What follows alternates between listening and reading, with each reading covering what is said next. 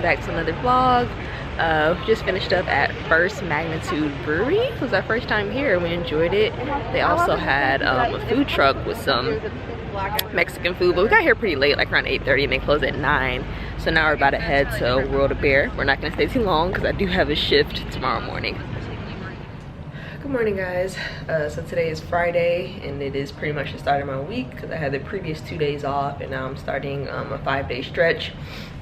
Today I'm working at the freestanding ED, but it is a shorter shift. Typically we do 12-hour shifts over at the freestanding, but today I'm only working from 9 to 4 p.m. So I'm looking forward to a short day today. Hey guys, I am back home. I had a great shift today. It was kind of a slow day actually, but I enjoyed the attending that I worked with. This was my first full shift working with him. And he's been practicing for a long time, so it's always like interesting working with different attendings and seeing everybody's practice style, just the way they work. Like with him, he's very like not many tests needed, don't need all these orders, just very minimal, whereas someone else can be very conservative, like make sure you order everything, don't want to miss anything. So I feel like it's always good to like pick and learn different things from all the attendings that you work with, and that's also a benefit of having a lot of different practice styles that you can learn from in your program. I definitely always try to take away something from each attending that I work with, but today at work, since it was a bit slow, I had some time to sign up for my UWorld Q Bank, so I purchased that today. My question bank is $400. In med school, I never had to pay for it. I never paid for the step 1 or step 2 Q bank because our school always purchased it for us. Now I'm purchasing it on my own. I'm seeing just how expensive it is. Even step 3 registration, I registered last week, and that was $850. Typically I feel like in med school, you know how expensive it is. Like step 2 was maybe $2,000. Step 1 was around $1,000, but it's like oftentimes you're using financial aid, so it's not really hitting you like that. But when it's your own money, it's a different story. So yeah, $850 plus $400, that's what I paid for my step 3 registration and step 3 prep with the Q Bank. I'm going to be taking that step 3 exam sooner rather than later, so I'm going ahead and starting my prep with that. With step 3, you have to just be very strategic with the way that you study, because now you don't have any dedicated time off like step 1 and 2, time off from school to just sit down and study. You're still working while studying. So the days that I have shifts, I don't know, I'll probably try to knock out 10 to 20, you know, per day. The days that I'm off, I'll try to stretch it to maybe 30 to 40 per day. As exam day comes closer, you know, keep on increasing those numbers. But I'm starting on small for now. So yeah, the days that I work, I'll try to do a little bit, at least 10. The days that I'm off, I'll do a little bit more. So we'll see how it goes. My attending, the one that I work with today, he always brings food when he cooks, and he cooked today, so I brought that home. But I just want to show y'all, Stanley has overtaken the living room with his monitor. Just like at our house in Atlanta, he overtook the dining room with his whole work setup. He's done the same here. Look at him.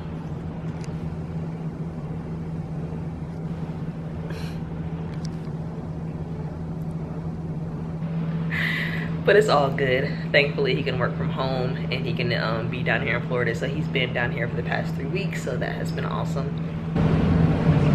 This mask is really starting to affect my face with breakouts, and it is not fun. Got my clay mask going here. The living room is clear now. About to watch some Girlfriends. Feels so good to get off in the afternoon and just have the rest of your evening available. But I'll see you guys later. Oh, it's tight. Hey guys, so it is a few days later. I'm done with my 5-day stretch. So during those 5 days, I worked 2 12-hour shifts, 2 7-hour shifts, and then 1 10-hour shift. So done with that, and I have the next 2 days off. And then next week is actually my last week in the emergency department, and then I'm working off service until February. So I wanted to talk a little bit about balance as a student, as a new resident. I feel like that's one of my most frequently asked questions, like how do you balance time in med school, because obviously everybody knows how rigorous med school is. Your time is limited. It can affect your social life and going out, doing other things, because you're just so focused on school and it just takes up so much amount of time. And that is a pretty valid concern, you know, going into med school, how to find balance with your time. But I think there's like 3 important things that helps with balance. Number 1 is setting priorities. Number 2 is scheduling, and number 3 is being efficient with your time. So let's talk about priorities. There are 24 hours in a day. As a student or as a resident, you're not working all 24 hours. You're not going to be studying all 24 hours. So you prioritize the things that you want to get done. So let's talk about exercise, for example. A lot of people will say, oh, I don't have time to make it to the gym. I don't have time to do a home workout. There is time, but it's like, how do you use your time? So let's say you study 10 hours a day, and then you have 2 hours of free time to do whatever you want. You may choose to use that 2 hours watching Netflix, or you can choose to use those 2 hours going to the gym. So it's about, what are your priorities? As a student, you know, your first priority is going to be studying, learning the material, preparing for your exams, and doing well in med school. Then outside of that, you still have to take care of yourself. You still have to prioritize self-care, doing things that bring you joy, and doing things that you know, allows you to wind down and let you take your mind off of med school.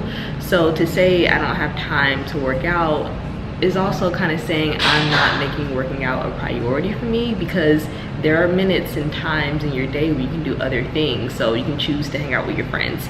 You can choose to maybe go out to eat. You can choose to watch your favorite show on Netflix, or you can choose to work out. So it's like, how are you prioritizing that in your life? Don't get me wrong, I know there are weeks, there can be stretches of days where you just get busy and you just cannot make it to the gym. I myself, I didn't make, I wanted to work out in med school, but I didn't really make working out a priority until my 4th year of med school. I finally got a trainer. I was in the gym 3 to 4 days a week, and I just made it a priority finally in my 4th year. And as a resident, I've continued to make working out a priority. There are some days where, for me, I told myself I was gonna go to the gym the days that I'm off. Sometimes on my off days, I just choose to rest.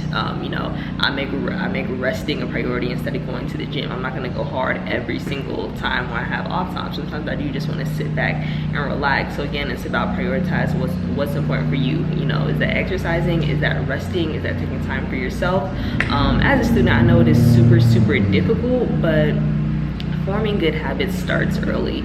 I mean, if you're not making any time during med school, it's gonna be hard to just flip the switch and make time during residency. During the end of med school, I finally started to make time, and it has just been kind of a natural progression to continue to exercise now that I'm in residency. And that goes for several different things in your life. Whether you're a student now, whether you're a resident, just sit down and think about, what are your priorities? What do you want to make time for? Whether that's, you know, traveling every few months, whether that is, you know, exercising, whether that is hanging out with friends, or focusing on certain relationships, or, you know, whatever. It's just, you need to decide what your priorities are, and then find ways to fit that into your life, which then brings me into my next point about creating balance, is making a schedule for yourself. I feel like scheduling just makes things so much more easy. I always have a planner. I love making weekly schedules. I love making daily schedules. Just mapping out where your time is going to be allotted really helps you balance things better and fit things into your schedule. Oftentimes it can get overwhelming thinking about how many things you have to do, how many tasks you have to complete, how much you have to study. For me as a student, it always made things more bearable when I wrote everything down. So if I divided all my work up by days of the week, it just made things so much more manageable. It didn't seem as overwhelming when I saw everything on paper, and I saw, okay, I'm gonna get this done on Monday, I'm gonna get this done on Wednesday, this will be done on Friday. That just created more calmness and structure in my life, and you just have so many different things regarding like schoolwork going on. So for example, you may say that you're not balancing well because, oh, you have to keep on canceling on your friends, or you can never meet up with your friends for brunch.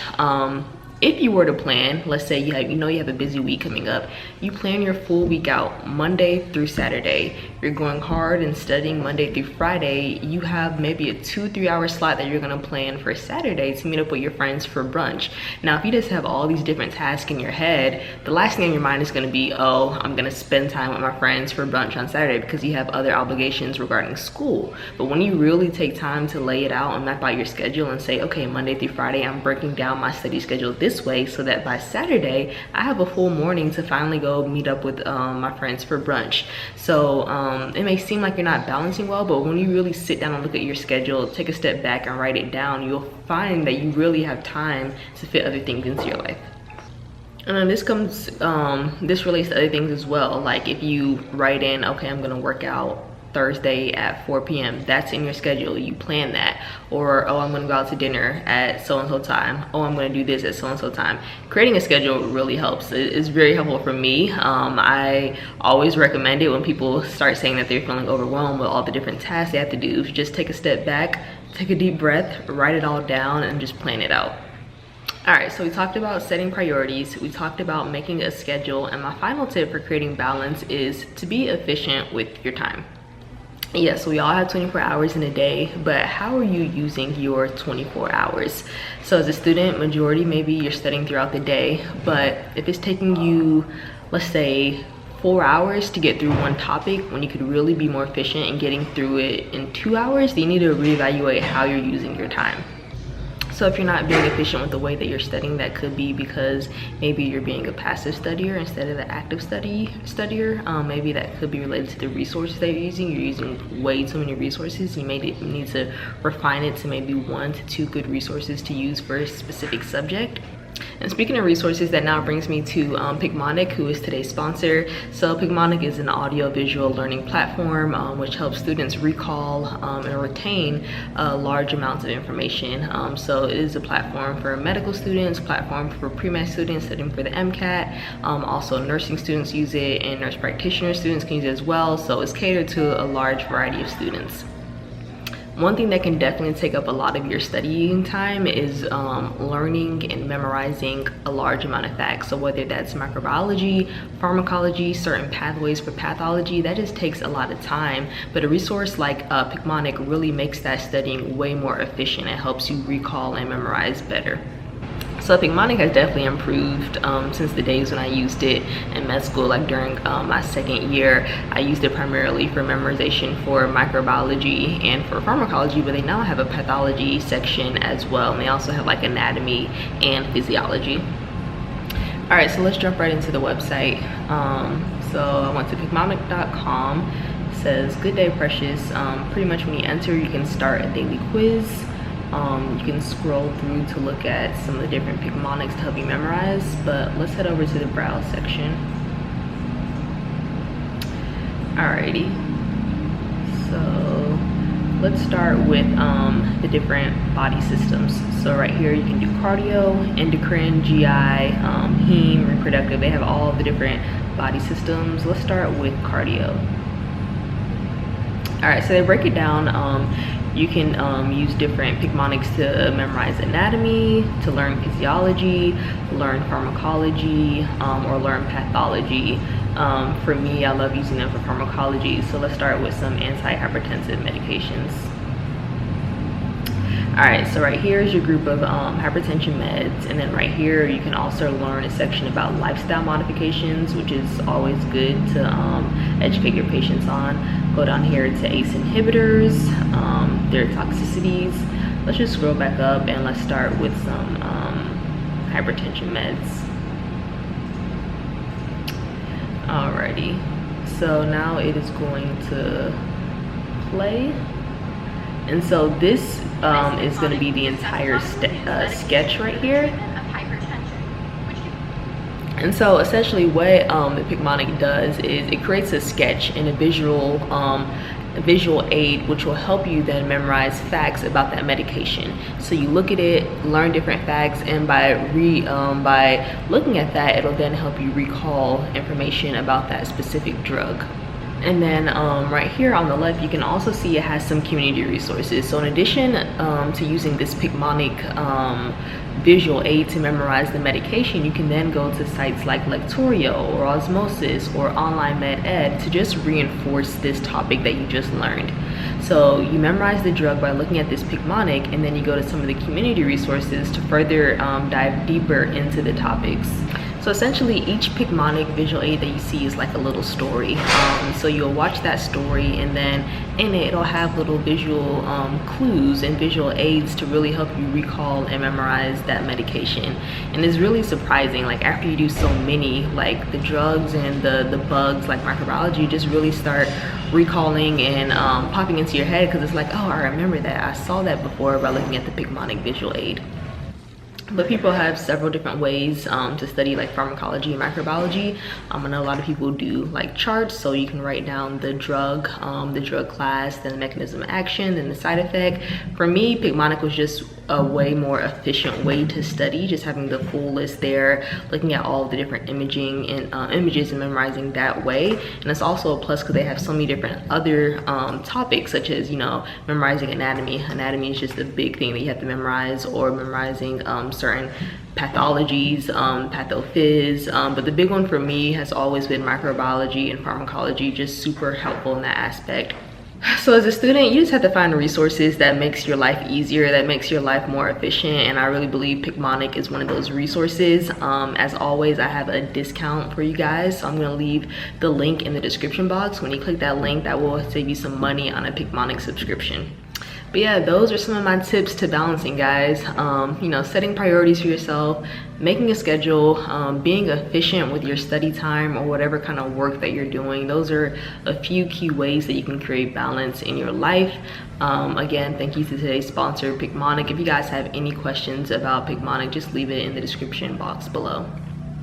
And speaking of prioritizing, I finally need to start getting to these practice questions. I need to knock out some UWorld questions. So that's what I'm going to be doing for about the next hour or so. So I hope you guys enjoyed this video, and I hope some of these tips were helpful and beneficial for you. If it was, make sure to give it a thumbs up. Make sure to subscribe. I may or may not have a video out next week. It's the end of October, and I'm going to be starting my trauma month next month, which is going to be a very busy month for me. But I will be putting out some more videos during that month. So I'll see you guys in the next one. Bye.